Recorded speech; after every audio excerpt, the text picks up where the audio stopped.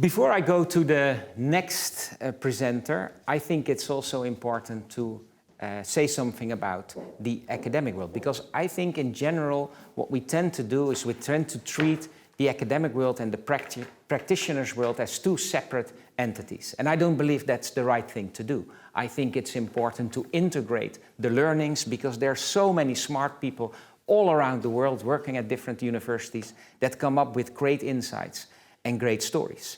And that's why we as a company, because I also think that's part of corporate social responsibility, for all those learnings to give something back. That's why we exchange a lot of data, we sponsor PhDs, and we try to support a lot of people working in the academic world.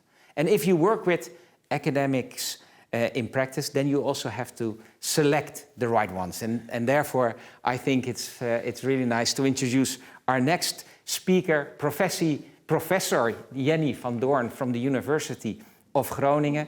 Well, she has many different topics where she knows a lot about. One of them is sustainability. She has published in top journals like Journal of Marketing, International Journal of Marketing Research, Harvard Business Review, and lots of and many different other ones. So I'm very happy and proud to see you here. And well, the floor is yours. Thank you, Lucas. I'm also very happy to be here. Welcome from my side to the audience. I also note here, I have an iPad here for the chat. It's awfully quiet there. I have to say, I will make you work at home. So please be prepared for that. So I want to talk today about the question whether sustainability sells or not. And by the fact that an academic was invited to discuss that topic, you can already infer that the answer to this question is not as easy. So when you look around you, companies are heavily investing in sustainability and CSR, which is a good thing, right? We have Tony Chocolonely, who does a lot of good things to improve the income of farmers in the cocoa business.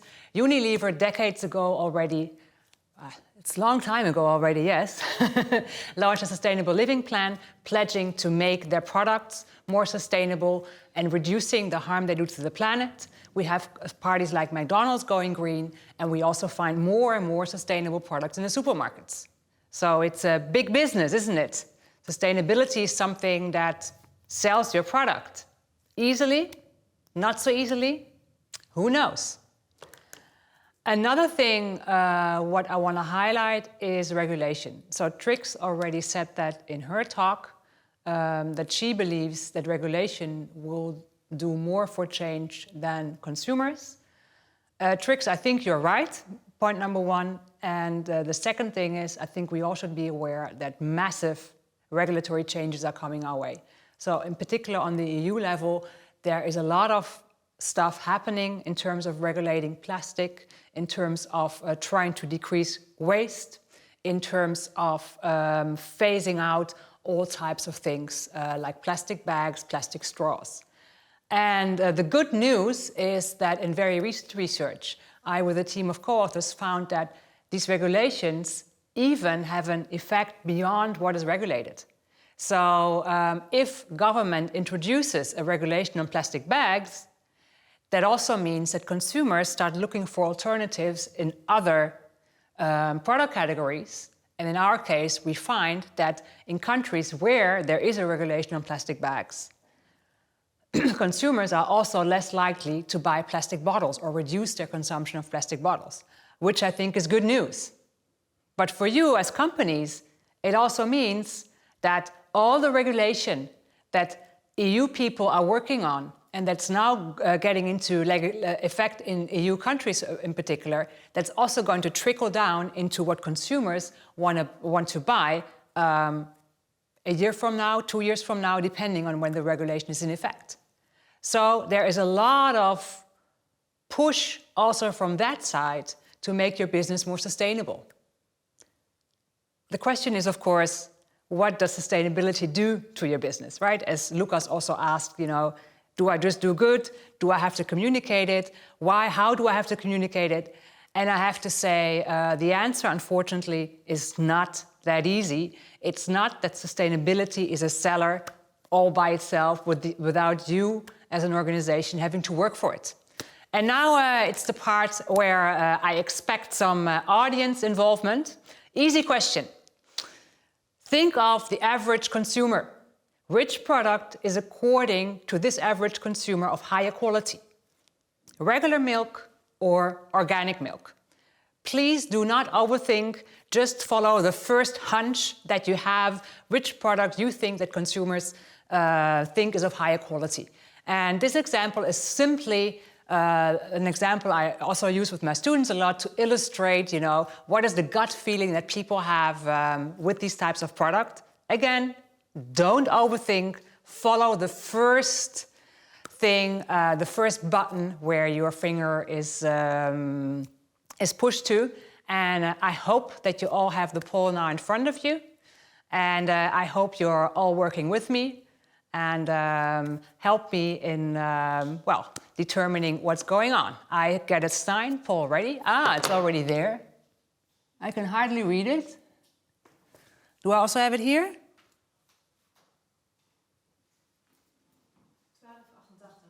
88 for? Organic. 88 for organic. Okay, that's very clear. It's much clearer than with my students, actually. So I guess that you maybe have a higher budget or something. Now we go to a product that is more to the liking of our students. We stay in the category of beverages, but a kind of different beverage, the beer. So which product do you think is according to consumers of higher quality? The regular beer or the organic beer? Again, don't overthink this. Just follow your first gut feeling. And you also don't have to push the same button that you pushed for milk. You're not married to the answer you gave before. Just follow the first intent that you have. Which product is according to consumers of higher quality? Regular beer, organic beer. Curious to see what you're going to say, and also very curious to see how that deviates from what my students usually say when I ask this question. So that's always very exciting if you do this type of games, quizzes with different audiences. We have regular 66%, organic 34%. People don't like organic beer. I would like to hear from you, what could be the reason behind it? So why do you think, or why do people like organic milk, but dislike organic beer? If you have any ideas on that, please feel free to, feel forced to post your thoughts in the chat, because I'm really curious to hear what you think about this difference. Oh, somebody says that she lost the sound. In the chat, that's the first thing I see here. No, here everything should be fine. Okay. Animal welfare for dairy. Yeah, that's a very nice one, because there are not so many animals in beer, right? Anything else? Milk is from healthy cows. Organic sounds like more healthy. Ooh, I like that one. And more healthy is that what you look for when you drink a beer? Probably not, right? I mean,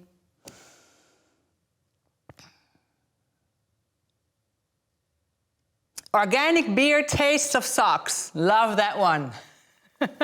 You make my day. With milk, they think about their health. Yes. Don't want insects in my beer. That's a very nice one. So this is precisely what is going on. And it's really, really great that you really pick up on that. So organic might affect the taste for beer. Yes, this is precisely what's going on. And this is actually an effect that has been shown in literature. And it's great that you picked this up in a simple quiz during a presentation. Sustainability can be a liability. It can be a negative quality cue. Perceived quality of organic products or with other sustainability labels can be lower because it signals wholesomeness and not fun and not great taste. And if you drink beer, you're not looking for wholesomeness, right? As the comment says, taste of socks. You want great taste and you want fun. Another downside that sustainability can have is that it signals gentleness instead of strength. For baby shampoo, gentleness is great. Put a sustainability label on that. However, how about detergents? The housewife or the houseman who wants the laundry whiter than white and the house cleaner than clean. Is that person going to choose the organic option, the eco-friendly option, or rather the chemical bomb? And this is something that in your communication you really also have to think about. So coming back to Luca's initial question, how do I have to communicate sustainability? In some product categories it can help you. With milk, 88% in the poll here said organic was perceived as higher quality. There, a sustainability label can help. With baby shampoo, it can help. With beer, not such a great idea. With detergents or unhealthy food, same thing. So, as a company, I think you have two choices. Either you do it and you don't advertise, or you do and you advertise very smartly. And that's what, for instance, Unilever did. Unilever has, of course, many brands under their roof. And many of those brands are also linked to strength or value in strength, for instance, detergents. And I think Unilever made a very smart move in connecting these brands with purpose. For instance, for Domestos, the toilet cleaner, they did not mindlessly put an eco label on it, but they rather connected it with the purpose of more hygienic toilets in schools, which I think is a really fantastic move to put purpose into a brand where strength is valued. The same for soap. There they connected it to hand hygiene in third world countries, which I think is also a great idea to connect your brand with purpose without risking it to be perceived as lower quality brand due to the sustainability liability. But this is not an easy thing, and this is something that as a company you really have to think about. In another research, I find that if national brands introduce sustainable new products, that also doesn't always go very well. On average, sustainable new products sell less well than their conventional counterparts.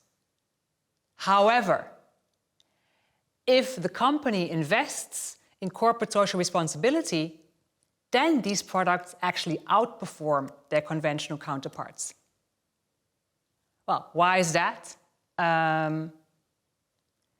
Because consumers just don't believe that you mean it, that you're genuine, if you just have one sustainable product and for the rest, as a company, you don't really care about corporate social responsibility. If you do it, you have to breathe sustainability or breathe corporate social responsibility on all levels. Otherwise, you very easily get accused of greenwashing. And that is not an easy task. So as a company, if you decide to do this, it needs to be a strategy that is lived by everybody in your organization, and it can also become painful at a certain point. Initially, I said there's a lot of regulation introduced, there's a massive change, and there's a lot of regulation coming. And this regulation will not always be easy for companies to work with and to have an opinion about. Fat tax, sugar tax, all the things about downsizing farms and production due to nitrogen crisis.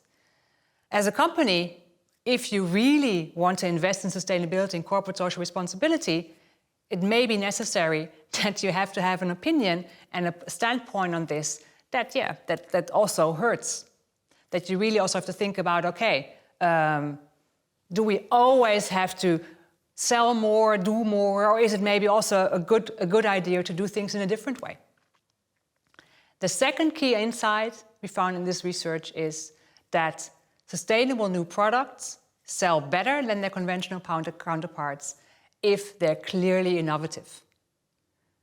Also here, you don't get away with just putting a sustainability label on a new product and say, oh yeah, it's sustainable, so it's new.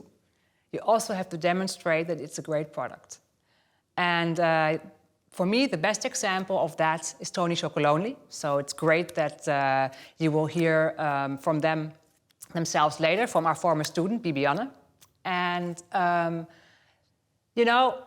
many people, when they talk about Tony Chocolonely, in particular when it comes to academics, it's all about, yes, slave-free chocolate, fair prices. Yes, that's one part of the story.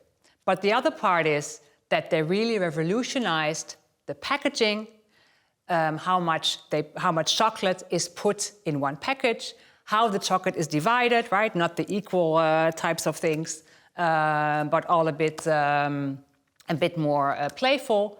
Plus, Tony Chocolonely introduced flavors that we didn't have before. So they're not lazy in a sense, we just put a fair trade label on it and then it's a new great chocolate. No, they worked a lot to produce innovative, different, great tasting product. And that is something that is also a part of their story. So to sum up, just putting a sustainability label on your product and say, yeah, I'm a sustainable business now, that doesn't do the trick. For some product categories, it can help you. For other product categories, it can backfire. People can think that your product is of lower quality, that you're greenwashing, and that actually translates in lower willingness to pay for your products. It can translate into lower sales of your products. Second, sustainability must be embedded in company strategy of the entire company. It doesn't help if one small part of the company is in charge of sustainability and the rest, doesn't care that much. It needs to be your whole company that is behind that. And whatever you do, never think that sustainability lets you get away with bad products or with not so innovative products. On the contrary, it can even make it worse. So never use sustainability as an excuse for not doing your best to put a good product on the market. To close, I hope you know these. These are the UN Sustainable Development Goals, and this is where you will be measured by future generations. We as universities already have to make very clear how we contribute to that. And if there's anything you take away from today, think about how you can contribute to these goals as an individual, but also as a company, because this is the stick where we will be measured against by future generations. Thank you. Well, thank you, Jenny, for your interesting story and the insights that you've shared.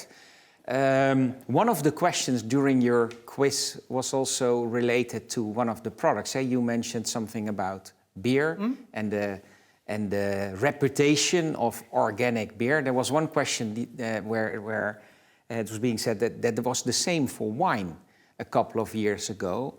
So there was hardly any organic wine, but that since then that has changed significantly. So now actually it's quite big. So is it possible that those perceptions change and at some point we also start liking organic beer? Yes, it is possible that these perceptions change, but it's hard work and it doesn't go overnight. So I think what is the case with organic wine is that it's also, when you look into the storytelling, it's always very much, we avoid pesticides, we avoid these type of things. So they also really make a story around why it should be higher quality when it's organic. And I think that is what you need for such a product to avoid the sustainability liability. And so that actually suggests that there is kind of a natural sustainability liability, so that's something you almost feel instantly, so you don't link organic beer to quality. Depends on the product, yeah. Depends on the product. Yeah. But do you think that is something you correct with making a better product? So is the reason for the success, if we use the wine example, that they just made a better product? Or is it also communication? I think it's a mix of the two. So I think if you have sour wine, you know, you can put any label on it, people won't buy it. But I think in a category like wine, it's also the story around it that really makes a difference. And I think, you know, by having a high quality product, but by also having a convincing story where organic can be part of that story, that's the way I think you sell wine. And for beer, we also see that coming, right? In the sense that you, much more than 20 years ago, you also have the beer of smaller breweries, of local breweries, that makes an impact in the market, and I think there these stories are also coming. But yeah, for the regular beer that my students buy in bulk in the supermarket, it's not that easy. Okay, yeah, just there are different questions, so I especially yes, be careful what you wish for, right? Yeah, I will try to read out the question. So, how do you see popular perceptions versus full trade-offs? Concretely, plastics are banned from flights, but are often so much lighter than other packages, which saves more fuel. So tough choices for company between sometimes actual CO2 emissions. Any reflections on that? Do you have any ideas? How do you see that? So certain choices that you make feel more natural, like reducing certain package products, but it also has a side effect which is really hard to explain. So how would you treat that question? That is super difficult. So that's also what we find in research, because there are often also negative side effects of more sustainable behavior. So it has been shown in research that people that do the CO2 compensation when they book a flight ticket fly more. I have a paper where I show that if you tell people that waste is transformed into clothing, for instance, that people are less careful with avoiding waste, avoiding plastic bottles or avoiding food waste. So that's also a pitfall of sustainable behavior. You always have to monitor the dark sides. And I really like the example of plastic on flights. Yeah, because what you basically have to do is a sort of life cycle calculation, right? What has the higher, lower carbon footprint? So what does less harm to the earth? Yeah. And if you talk about food, that's even becoming more complicated because, then you basically have to do this whole calculation on an item level. Okay, and Trix, during her presentation, she mentioned something about the younger generation, because they're more confronted with all things related to society. And basically, the message they get is that a lot of things are not possible anymore.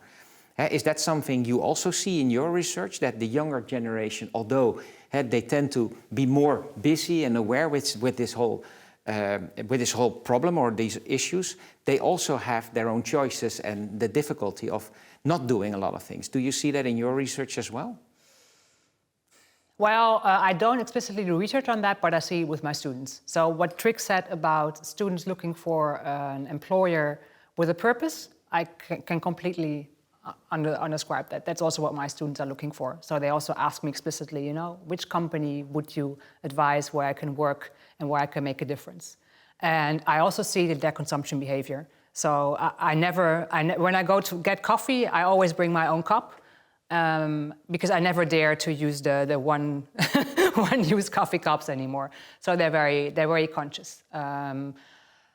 Yes, but you know the real deep fears, I'm too old, so they don't share that with me anymore.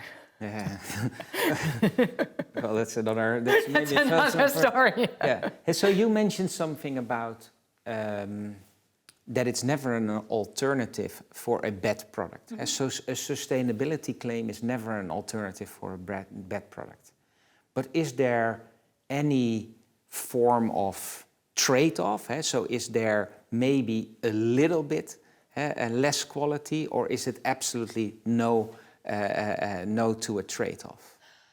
For some product categories, it helps. So for milk, you saw that the preference was really high for organic, right? So there you can have the same quality type of product and you have an advantage when it's organic. For baby shampoo, an eco-label, I think, I find it difficult to say, you know, just sell low-quality products, but I think with the baby shampoo and products where gentleness is important, an organic label, an eco-label can really help you to sell more. So that's there it helps. But products where performance is important, yeah, there you have to be really thoughtful about what you do. Yeah. Okay.